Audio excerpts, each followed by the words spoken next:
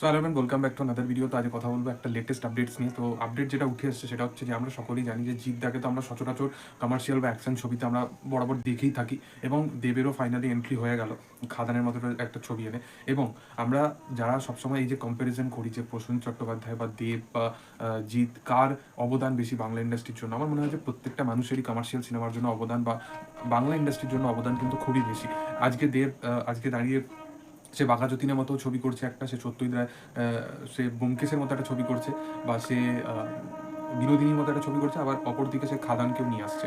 তো সেটা বোঝা যাচ্ছে যে সে অনেক জনারকে হিট করার চেষ্টা করছে। অন্যদিকে জিৎটা যে একার কাঁধে দাঁড়িয়ে যখন কমার্শিয়াল কাজ কিন্তু বন্ধ হয়ে গেছিলো, তখন কিন্তু সে সেই লেগেসিটাকে মেনটেন করেছে। এবার যদি কথা বলি প্রসেনজিৎ চট্টোপাধ্যায়, যে একটা টাইমে দাঁড়িয়ে একার কাঁধে কিন্তু পুরো অ্যাকশন সিনেমাকে এগিয়ে নিয়ে যেত, এবং পর তাকে আমরা অনেক অ্যাকশন ছবিতে দেখেছি, এবং তার যে অ্যাকশন জনারের ছবিটা, সেটা যখন দেবজিৎ একটা সীমিত টাইমের পর যখন এলো, তখন কিন্তু ধীরে ধীরে সে একটু অনেক অন্য জিনিসে কিন্তু নিজেকে এক্সপ্লোর করতে লাগলো। কিন্তু অনেক দিন হয়ে গেছে প্রসেনজিৎ চট্টোপাধ্যায় কিন্তু অ্যাকশন করতে আমরা কিন্তু দেখিনি। আজ এবছরে ফাইনালি একটা টাইম আছে যেখানে আমরা একবার নয় দুবার কিন্তু আমরা প্রসেনজিৎ চট্টোপাধ্যায়কে অ্যাকশন ছবিতে দেখতে পাবো।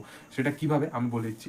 প্রথম হচ্ছে প্রসেনজিৎ চট্টোপাধ্যায় দেবী চৌধুরানী আসছে। দেবী চৌধুরানী ছবিটা, এই ছবিটা একটা ব্যাপক বাস ক্রিয়েট অবশ্যই করবে, যেহেতু প্রসেনজিৎ চট্টোপাধ্যায়কে অনেকদিন পর অ্যাকশন দৃশ্যে আমরা দেখতে পাবো। এর সাথে সাথে আর একটা কিন্তু বলিউড থেকে ছবি আসছে, যে ছবিটাতে কিন্তু প্রসেনজিৎ চট্টোপাধ্যায়ের একটা অ্যাকশন দৃশ্য থাকবে। বলে রাখি যে রাজকুমার রাও কিছুদিন আগে তার একটা অ্যানাউন্সমেন্ট আসে, যেখানে যে ছবিটার নাম হচ্ছে মালিক, এবং সেই ছবিটাতে রাজকুমার রাও একটা গ্যাংস্টারের চরিত্র প্লে করবে, এবং তার অপোজিটে যে ক্যারেক্টারটা থাকবে, বেসিক্যালি রাজকুমার রাওয়ের ক্যারেক্টারটা এখানে অ্যান্টি হিরোর ক্যারেক্টার হতে চলেছে, এবং এই ক্যারেক্টারটা একটা অ্যান্টাগনিস্ট টাইপের চরিত্র হতে চলেছে, এবং এটাও কিন্তু একটা ব্যাপক একটা মাস ফিল্ম হতে চলেছে। এবং সচরাচর এরকম অ্যাকশন দৃশ্যে কিন্তু রাজকুমার রাওকে সচরাচর দেখা যায় না, কিন্তু এই ছবিটা তাকে দেখা যাবে, এবং তার অপোজিটে পুলকিতকে দেখা হবে, এবং প্রসেনজিৎ চট্টোপাধ্যায়কে দেখা হবে। প্রসেনজিৎ চট্টোপাধ্যায় বেশ কিছুদিন খাকি দ্য বেঙ্গল চ্যাপ্টারে শ্যুট করতে মুম্বাই যাচ্ছে, কিন্তু মিডিলে কিছু দিন কিন্তু তাকে আমরা লখনৌ যেতেও দেখছি। তো এর পিছনে রিজন হচ্ছে এটা, যে সে একটা কিন্তু সুপারস্টার, এবং বাংলা সুপারস্টার যেহেতু আমরা জানি, তো তাকে কিন্তু এখানে রাজকুমারের অপোজিটে আমরা তাকে দেখতে পাবো অ্যাকশন হিরো হিসাবে।